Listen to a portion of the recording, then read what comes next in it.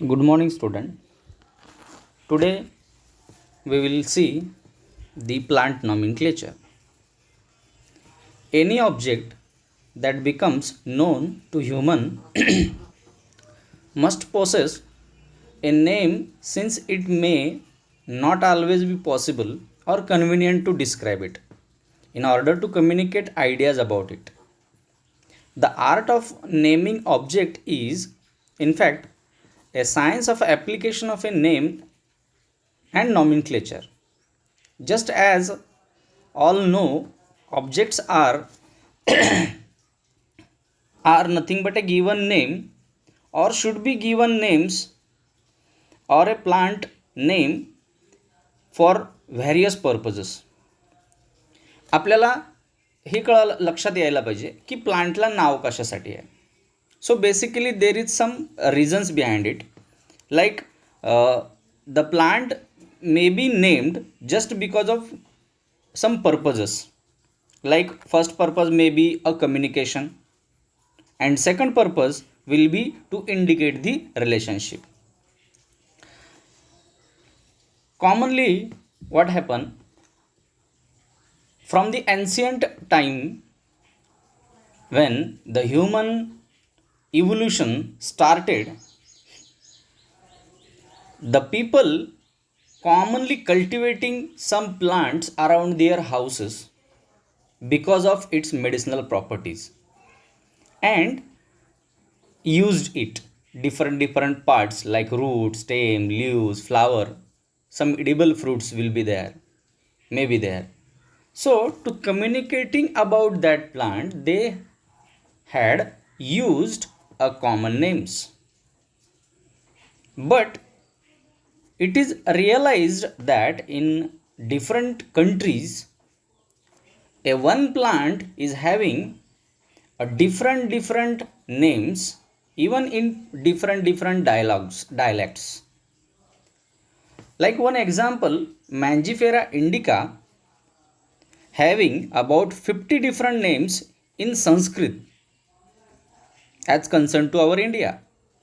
Similarly, Viola tricolor is grown in European and American gardens, having more than 50 common names in English.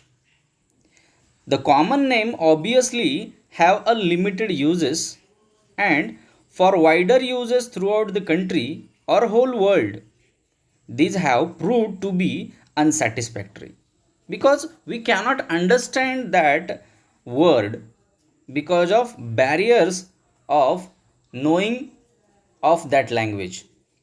Even two people knows one plant but in their own languages, so they cannot communicate. So for the better communication and to indicate the relationships, the plant nomenclature is important. The common name, many plant name, because they are useful in some way or other, have common names or vernacular names, or commonly called as a local name. And to overcome the difficulties raised by common names, botanists have given a scientific name to all known plants. These are methodical and thus provide a means for interaction communication. It was agreed by botanists of world that a scientific name should be in Latin, but this is one thing. But now today this is the rule made by the ICBN, International Code of Botanical Nomenclature, in Melbourne. They have decided the Latin diagnosis is not important for any new species, but Latin name should be there. The most important fact in that this language is not being used by country or any nation at present, and secondly, at one time it was widely used in European countries, and whatever the literature published The most of the literature of our plants is published in Latin language or written in Latin language by the scientists of that period. It is from Latin that most of the European language have evolved. Although it is how a dead language, it is now a dead language.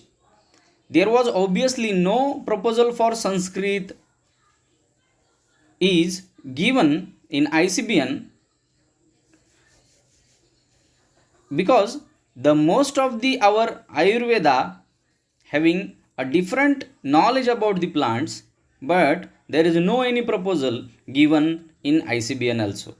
However, since Europe and partially Greece dominated whole world in the field of science during 16th century to 18th century, and Latin is a now language of a botany and other all allied sciences. It has been found to be suitable for a descriptive phase of a natural science and the scripts, however, in the Roman. The nomenclature is very important and interesting to learn, and the binomial nomenclature, when we are discussing about the binomial nomenclature, we found that there is some early attempts made by different countries and their scientists. The Latin name were mostly taken from the common name for the sake of precisions, but they had to be supplemented by adjectives. There is some examples like I am always telling about the plant Ixora. That plant Ixora is when Linnaeus describing that Ixora genus, that is from the Malabar plant. Basically, it is occurred into the Malabar region, and when a botanist collecting that plant, they asked some few questions about the common names when collecting that plant from the Malabar, and local people are said that it is Ishvara. It is given to that god, that is Bhagwan Shankar. The temple was there, and people are going and collecting that flower, and they just used to make the prayer of God by using that flower. So they only pronounced one term Ishvara. So that Ishvara is becomes Ixora by Latin diagnosis. Now today it is established a taxa, that is Ixora. A common species Ixora indica is there. So similarly, that Latin name is nothing but they it is a common name also, they have also adapted and but transcribed or translated into the Latin languages. A single name thus used to be followed by one to many descriptive terms or adjectives. They give rise to multiple terms. Thus polynomial were evolved. When we are looking the older literature which is published in 16th century to 18th century, we realize that there is a polynomial system. But in when the Linnaeus has published the species Plantarum, Linnaeus intended to use the polynomial, and it was only for the sake of convenience, and that he used traditional trivial name for these binomials, for this nomenclature. The Linnaeus thus adopted his system of trivial names. However, he did it with consistency, and it was found very convenient for later workers to adopt a generic names followed by the trivial names. Thus, the system of a polynomial was replaced by binomial system, which consists of a generic name and specific epithets. Like example, Mangifera indica. That Mangifera is nothing but a generic epithet or genus name, and that indica shows means nothing but the species epithet. And there is a small L full stop, that is nothing but it is described by Linnaeus. Although many of a Linnaean name were from earlier author, for practical purposes, botanists regarded the date of publication of a species Plantarum 1753 as beginning of the present system of a scientific nomenclature of most group of the plant, mainly in the angiosperm, gymnosperm and pteridophytic plants. In the binomial nomenclature, the first name or the generic name is substantive. It is always in the noun form, whereas the species epithet which is must in the adjective or noun forms. Thus, the botanical name of the species is a combination of a generic name and a specific epithet. So, this is the system of naming of plant. Then we must have to discuss about how names are formed. The botanical names, as indicated earlier, formed by Latin language. Example, Nilumbo from Siloni, then Thuja from Japanese, Ravenella from the Madagascar, and many other sources. Many genera have named in a honor of some persons, usually a botanist or a patron of a botany, that is include Bahunia, that is genus Bahunia, which is member of family Caesalpinaceae, that is a Bauhin brothers who have contributed in the field of botany, in the field of nomenclature also. So that Bahunia is made in honor of Bauhin brothers. Then again one current example, that is Sanjappa. It is a new genus for family Fabaceae. Like again Nicaea, that is a new member for family Cyperaceae in honor of Vian Nike.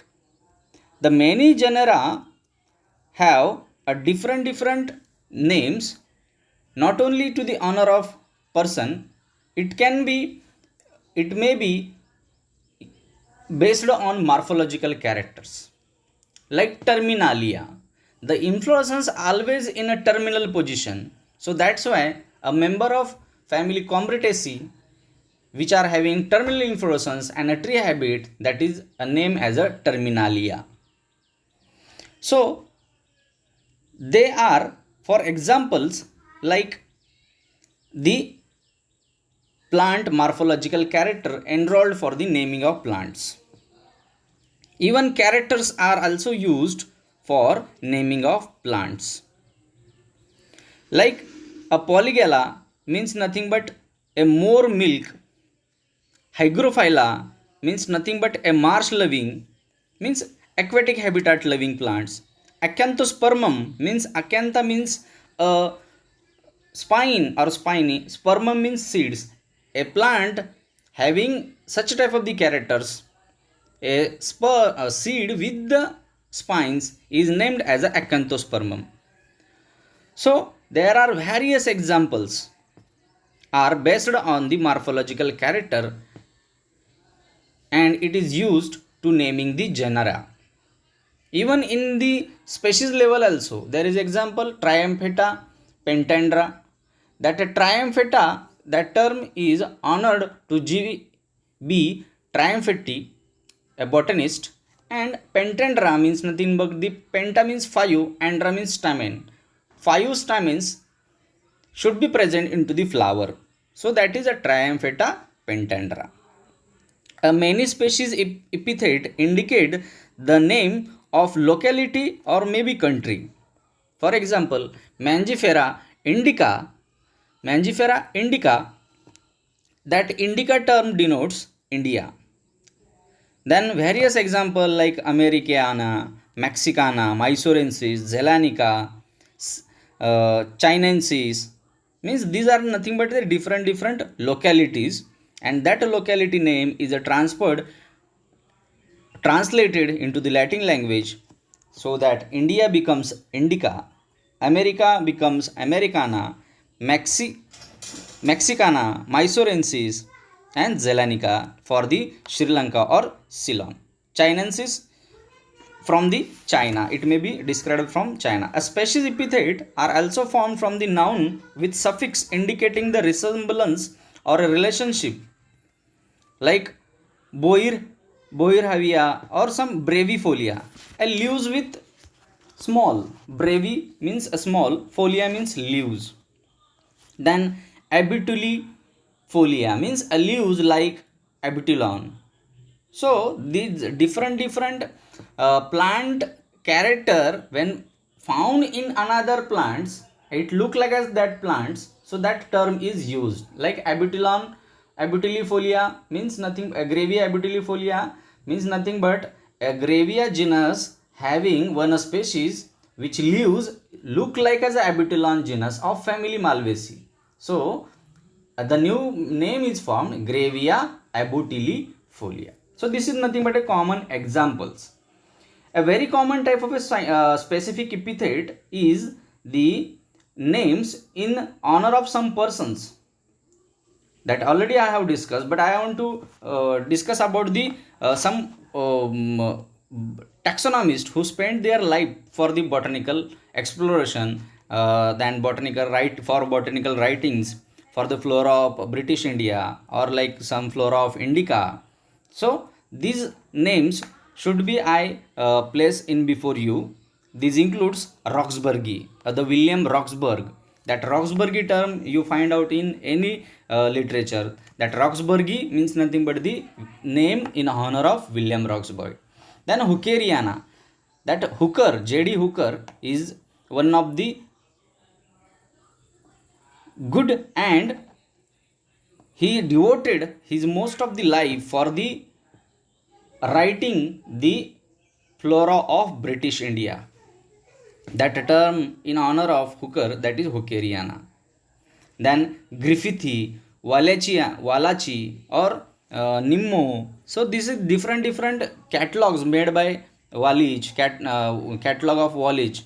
Then Nimmo has helped him. So that Nimmo also the name of one scientist. The botanical have to be written in a specific manner as prescribed by the rules. That rules is nothing but the rule of botanical nomenclature. That is code prescribing how we have to write the name.